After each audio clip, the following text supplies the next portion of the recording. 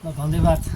सर्वप्रथम हाम्रो सहयोगी दाताहरू जसले आज हामीलाई सहयोग गर्नुभएको छ, युकेमा बस्नुहुने हाम्रो दिदी के भन्नु भन्नु शोभा राई र त्यस्तै गरी धरान पोलमा बस्नुहुने धनकुमार सरले हामीलाई सहयोग गर्नुभएको छ। र यसरी सहयोगहरू आउने क्रम पनि जारी नै छ र हामी छिटोभन्दा छिटो चाहिँ सबै कुरा जुटाएर चाहिँ दिदीको यो घरलाई निर्माण गरेर दिदीलाई चाहिँ यो हस्तान्तरण गर्नको लागि आतुर छौँ। तर अलिकति हामीसँग आर्थिक अभाव साथै यो मौसमले पनि साथ नदिएको कारणले गर्दा अलिकति ढिला सुस्ती भएको छ। त्यति जेलको लागि दिदीलाई पनि धैर्य धारण गरेर बस्नेको निमित्त पनि म हार्दिक अनुरोध हाम्रो टिमको तर्फबाट गर्न चाहन्छु।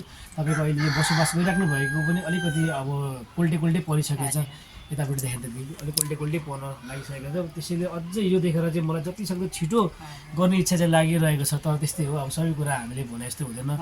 हजुर श्रमदान हामीलाई होइन सहयोगको लागि हाम्रो संस्कृति पार्टीमा अथवा हाम्रो पार्टी अध्यक्षज्यूलाई भेट्न आउनुभयो। उहाँकै निर्देशन अनुसार हामीले तपाईँको यो घरमा आएर हेऱ्यौँ होइन। श्रमदानबाट गर्ने निर्णय हो, श्रमदानबाट मात्रै गर्ने त सकिँदैन, यसलाई चाहिने आवश्यक सामग्रीहरू खरिद गर्नुपर्छ। त्यसले गर्दा हामीले सहयोगी दाताहरूसँग कुरा गरेको थियौँ।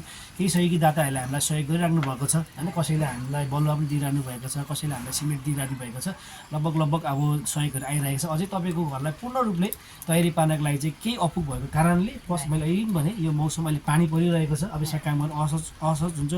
सिमेन्टहरू तपाईँको डल्लो पर्छ होइन, बलुवाहरू बगाएर जान्छ, अब बाटो छेउमा राख्नुपर्छ। त्यसले गर्दा मात्रै ढिला सुस्ती भएको भन्दै फेरि पनि सम्पूर्ण सहयोगी दाताहरूलाई हाम्रो फुल प्रोजेक्टको टिमको तर्फबाट धन्यवाद दिँदै बिदा हुन चाहन्छु। हस्, धन्यवाद।